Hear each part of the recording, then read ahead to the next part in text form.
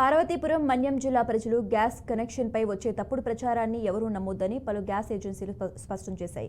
ఈ మధ్య ప్రతి gas connection Aadhaar link, eKYC update ఇవ్వాలని, లేదంటే ఏడాదికి 3 సిలిండర్లు ఉచితంగా రావని, అప్డేట్ చేసుకోకపోతే గ్యాస్ కనెక్షన్ ఆగిపోతుందని జరుగుతున్న ప్రచారం నమ్మొద్దని గుమ్మ లక్ష్మీపురం పరిసర ప్రాంత ప్రజలకు గ్యాస్ ఏజెన్సీ నిర్వాహకులు తెలిపారు. ఈకేవైసీ గడువు లేదని స్పష్టం చేశారు.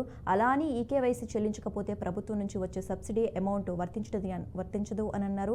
గ్యాస్ వినియోగదారులు తప్పనిసరిగా ఈకేవైసీ అప్డేట్ చేయించుకోవాలని గ్యాస్ ఏజెన్సీ నిర్వాహకులు సూచించారు. ఈ తప్పుడు ప్రచారం వల్ల గ్యాస్ ఏజెన్సీ వద్దకు ప్రజలు పెద్ద ఎత్తున వస్తున్నారని గ్యాస్ ఏజెన్సీ నిర్వాహకులు తెలిపారు. ఓవైపు ఇంటర్నెట్ సరిగ్గా పనిచేయకపోవడం, మరోవైపు సర్వర్ డౌన్ వల్ల ఇబ్బంది పడుతున్నట్లు గ్యాస్ డీలర్లు చెప్పారు.